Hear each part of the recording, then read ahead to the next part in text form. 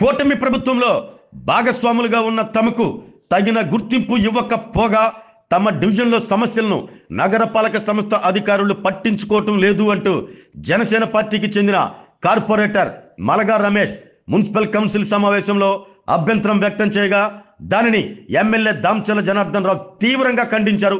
ప్రభుత్వ ఆదేశాల అనుసారం జనసేన జిల్లా అధ్యక్షునితో ప్రభుత్వానికి చెందిన ప్రతి కార్యక్రమంపై చర్చించడం జరుగుతుంది అన్నారు. మీకు ఏమైనా సమస్యలు ఉంటే మీ జిల్లా అధ్యక్షుని వద్దకు వెళ్ళి చర్చించుకోవాలి అంటూ జనసేన కార్పొరేటర్ను ఆయన హెచ్చరించారు. తమకు కూటమిలో ఉన్న టీడీపీ, జనసేన, బీజేపీ పార్టీలు ఒక్కటే అని అందరినీ కలుపుకుని పనిచేయటమే లక్ష్యంగా ముందుకు నడుస్తున్నామంటూ తెలిపారు. పవన్ కళ్యాణ్ ఫ్లెక్సీలను తాము తొలగించామంటూ లేనిపోని ఆరోపణలు కూడా చేశారు. తమకు ఫ్లెక్సీలను తొలగించాల్సిన అవసరం లేదని జనసేన కార్పొరేట్ సభ్యులకు ఆయన ఘాటుగానే బదులిచ్చారు. మున్సిపాలిటీ చేసిన తప్పిదాన్ని తాము చేసినట్టుగా వక్రించడం, ఇటువంటి పనులు మీరు మానుకోవాలి అంటూ ఎమ్మెల్యే దామచర్ల హెచ్చరించారు. విషయం తెలుసుకోవాలి కదా, నిజంగా పెట్టకూడదు అనుకున్నప్పుడు అన్ని ప్రాంతాల్లో పెట్టగలుగుతామా? ఇలా పవన్ కళ్యాణ్ అంటే మాకు గౌరవం లేదా, లేకపోతే పార్టీలో అందరూ కూడా గౌరవించట్లేదా? మా పని మేము కూడా చేస్తున్నాం. దాన్ని ఇష్యూ చేసుకొని దాని ఏదో పెద్ద చేసుకోవాలని దానికి ఏదో వీళ్ళు మోసుకొని వెళ్తా దాన్ని పెట్టేసి కావాలని తీశారు, నేనెవరో చెప్తే ఆయన తీశాడని చెప్పేసి అంటారు. ఏదో చిల్లర చేసే పద్ధతిలో ఈయన కాదు.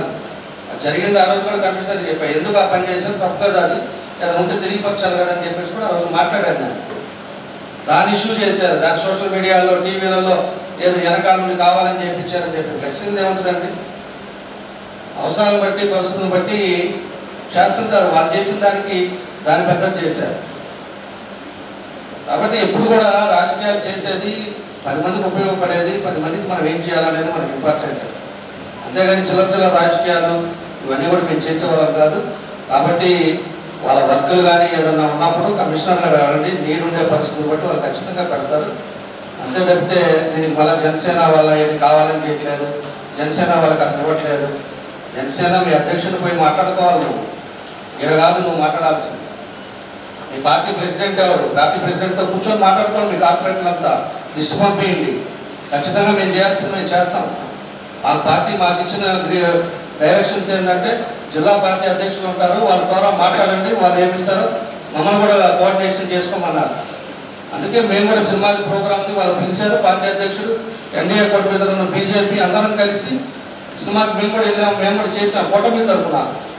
మీరు కూడా కూటమిగా ఉండాలనుకున్నప్పుడు, మీరు కూడా జనసేన ఉన్నప్పుడు మీరు రావాలి. వచ్చి మాతో పాటు కూడా మీరు కూడా రావచ్చు కదా.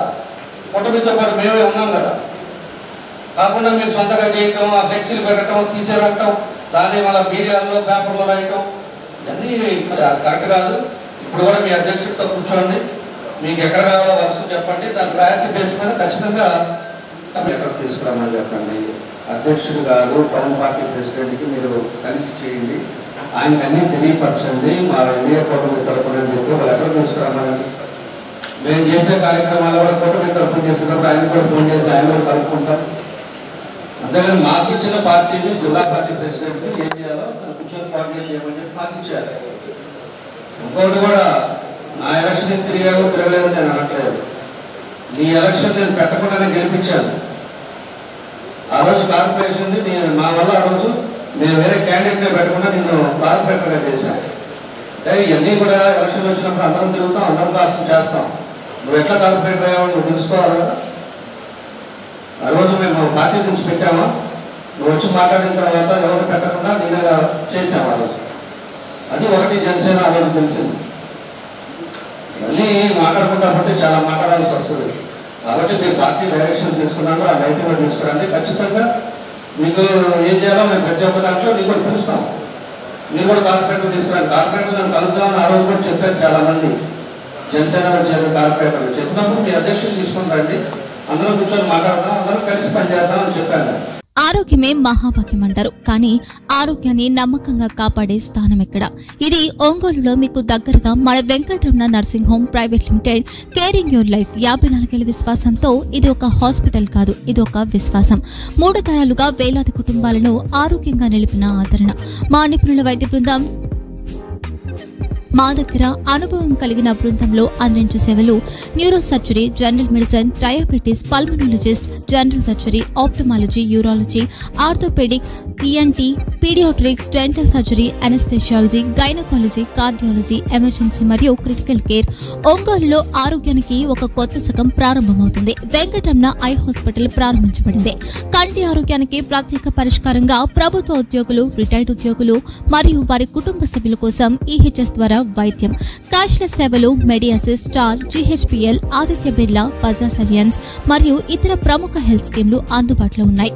ఆరోగ్యశ్రీ, డాక్టర్ ఎన్టీఆర్ వైద్య సేవా నిధి అందుబాటులో ఉన్నాయి. చిరునామా ఆర్టీసీ బస్టాండ్ ఎదురుగా, Kurnool road, Ongole. Phone number 08592282623, cell number 9100679099. Eye hospital number 9866484770. Website www.venkatramannursing.com. Facebook www.facebook.com/pkrnh. Venkataramana nursing home, 3 తరాల విశ్వాసం, నూతనతతో కూడిన సేవ. మేము కేవలం చికిత్స చేయము, మేము శ్రద్ధ వహిస్తాం, పరిరక్షిస్తాం. సేవ చేయడం మాకు ధ్యేయం.